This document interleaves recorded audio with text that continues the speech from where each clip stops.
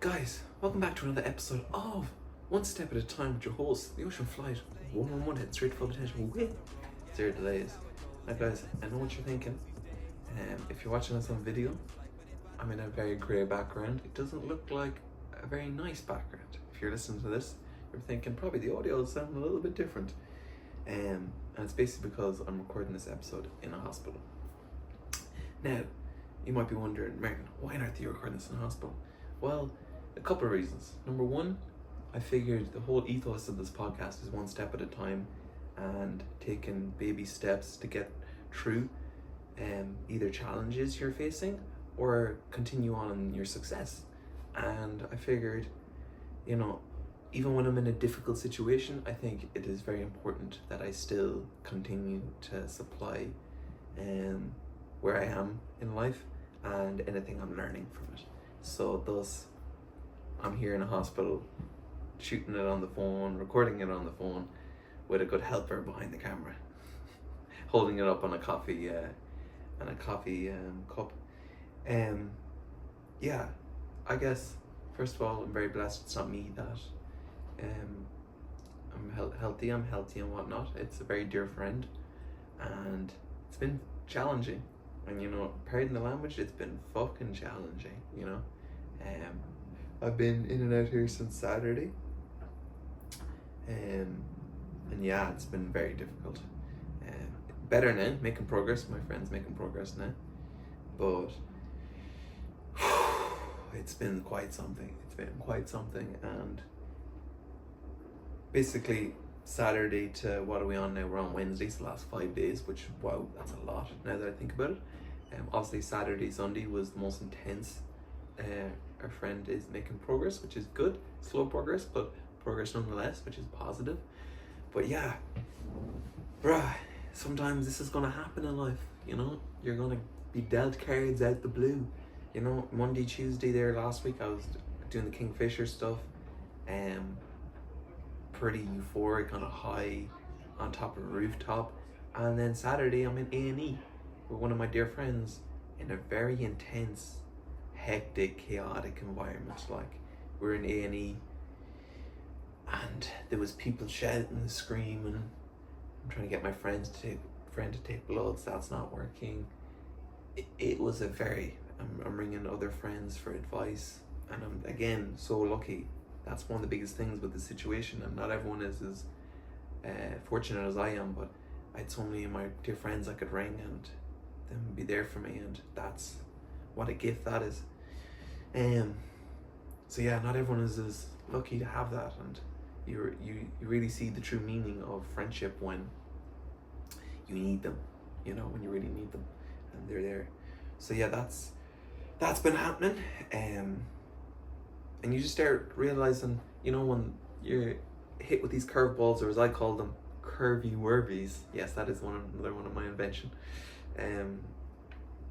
You realize how trivial and how ephemeral everything else is. Everything else apart from loved ones and people you hold close to your heart. Yeah, I guess it's Wednesday now. I'm probably going to be still here for the next couple of days, and we'll see, make more progress. But it's been the biggest things is how lovely everyone in the hospital is. Like, how patient, caring, strong, diligent. It really teaches you a lot about how much respect you should have for these nurses and doctors. And you gotta remember, while you have a person you're looking after, they're looking after God knows how many people, and they have to be like this way through everyone. And of course you can say, well, that's their job, that's what they're paid for. Yeah, but the level of patience, and the word I use is diligence, and being meticulous, how meticulous they have to be in their methods and their writing and their diagnosis. Like, that takes a mental sharpness and cognitive ability of a very high standard. And of course, a lot of people can do that, but try doing that when you're under pressure of how many patients, and you have to be here and someone's pulling you here.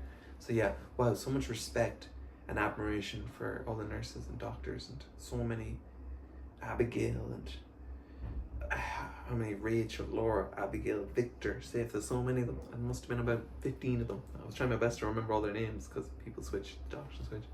But yeah, it's, and one of the biggest things I had to do was, for my friend, was chat through their history and stuff, and sometimes I don't know all the history, and you have to be very clear, and you want to give the correct information and be as clear and vivid as possible with things, and then you don't want to make a mistake, and so there's lots of that happening, and obviously when something challenging happens, the adrenaline, you're kind of in go, and then a couple of days later you think about one thing. Example, my friend tried to leave the house in the rain, and I went to the toilet, and thankfully I ran down the stairs because I don't know where they would have went if I didn't run down and get them when they went outside. So that was very tough, and it's important once something like this happens that you unwrap it, you go through, you process it, and then you begin to heal it and learn from it, because if you don't give it the attention it deserves, it'll stay in the back creeping around. And obviously what that does to me is, as I know myself now, when trauma comes, it comes in different ways. The way it can affect me is I don't have a panic attack or things like that, but it does trigger my intrusive thoughts, and like it's important that I remain calm and just at one with myself and grounded, and do my meditation and do some stretches. I was a lot, but I threw them in the bin yesterday, and I have to apologize for my lungs today. Poor old fucking guys. Oh, I'm sorry. I put them through some work the last 2-3 days. Jesus, the poor fuckers. But yeah, again, that these things are just gonna happen in life, and you can't be fearful of or get anxious about what could happen in these situations, but rather evaluate what is happening, and look at the facts, pick the positives, and run at them, and celebrate every little win. Celebrate when you're getting these very hectic, intense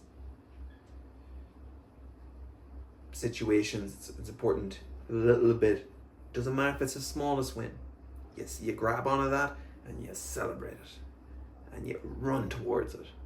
And no matter if other negative things are happening, that one positive is all you need to get to the next one, to get to the next one, to get to the next one. And you celebrate it. You celebrate it like you won a championship in football, or you won the Champions League, or you won a gold medal in Olympics, and you use that momentum to on to the next one. And you keep that blind optimism, because it's contagious and it's important and you need it. And sometimes you can't be the person to supply that. So if someone else is, then you gently try join in. And it's not an easy thing. I'm not saying that you have to be the person that does that, but if someone else is, then you try to join in as best you can. And that's some bits there. I'm not sure how long we're on there. We're only on 8 minutes. Yeah, well, I said I'd do about a 15-minute episode. So yeah, that's been kind of my last couple of days. It's been super intense, and obviously learning to juggle that. Another blessing is, if I was working a 9 to 5, I don't think I would be able to just take off 3 days and just be able to be there for my friend. You get me? And that's just the blessing of having our own company, and then learning to maneuver that, taking accountability. Okay, if I'm going to be away, then I need to give the lads all the information or anything I can think of that they may need in order for everything to run smoothly with the company for the week, which I've done to my best of my ability, and do the best job you can, when I suppose, because you can only do so much. So like a couple of things I was supposed to do, and I just forgot. I was like, damn it, I said to myself I was supposed to do it 4 or 5 times, and I just forgot. But yeah, that's been like the last since Saturday.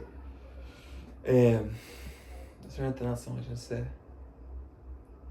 Yeah, just that, no matter how it seems on the outside, everyone always has their own ups and downs, their own challenges.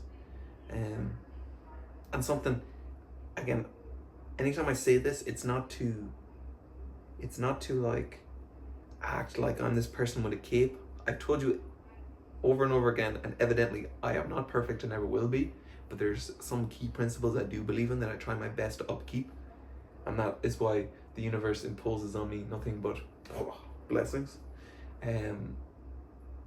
But even when you're in difficult situations, it only takes 2 seconds if someone else is not doing well to just send them a message, or if someone did something good, and that's, to some people that might seem like you're draining your cup of water, but to me it feels like I'm refilling my water. It feels like if I have a jug of water and I send someone good energy, it feels like I'm refilling my cup, not diluting it or emptying it. I feel putting that out there, even in a small way, it feels like I'm refilling my cups. And I think if you have your own way of refilling your cup, I think it's important you do it, because when you're in, again, these stressful environments, it's about how do you keep your energy as high as possible. Like, make sure, now I haven't been eating well. I've been having takeaways, but I've been trying to eat my bananas again. As I said, I put my cigarettes in the cigarettes. It's very important how we refer to these things. The cigarettes in the bin.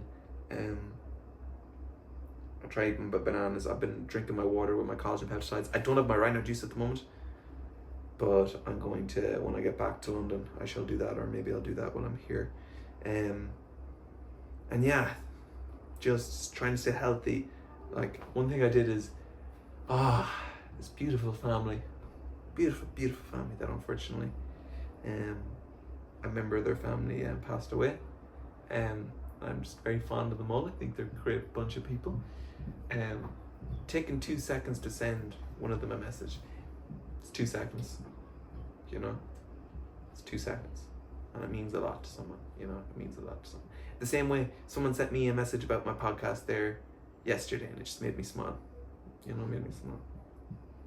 So that, now let me see. It was funny because the last episode was called managing highs and lows, or whatever, handling highs and lows. I guess this episode will be,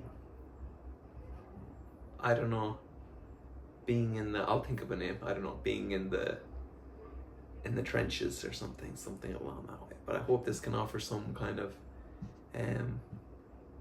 help, or you can take something from it, or just be a bit of comfort, if you're in a very challenging situation right now, that it can help or be of some value. So yeah, there we go, guys. That brings this episode 47. We've got to 47. God, that's so exciting. It is very exciting.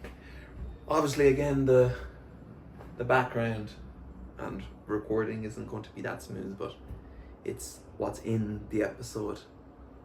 You get me? It's what's in the episode. Guys, that brings close to a very short, how short was this one? 13 minutes. It's probably the shortest episode I've ever done. We'll get it to 14. We're in 40 minutes. I suppose we'll get it to 15. I'll just think of some random things in between to get to 15. And go. I've been watching a little bit of Chelsea lately, just keeping an eye on things. Had been down Hammersmith a lot lately. I've been competing, mention this. Shout out Nathan Sheridan. Why? Because we love him. Nathan Sheridan. Hopefully get my Asia trip in soon in November. All going well. Going back to Ireland next month. Quite exciting. Guys, I'm going to treat my music and drive for music like a car. I'm going to gently step in the car, sit in the car, put the keys in. I'm going to gently put in the sat nav or on the all map where I'm going, just a mile down the road, okay? And then I'm going to gently turn it on, make sure all the gears, and slowly move again to my destination. That's music, the podcast, another episode. We're moving good. Company's going well. Shout out Kingfisher. God, they're doing great. Go on, lads. Go on, back. Great EP performance. It's an absolute gift to be able to contribute a little to their dream. What a gift. And yeah, do we make the 15? We did, of course we did. I'm the Ocean, baby. Guys, this has been another episode of One Step at a Time. Your host, the Ocean Flight 111, heading straight to full potential with zero delays. Guys, don't have a good day. Have a great day. Get out of here, you silly rascal.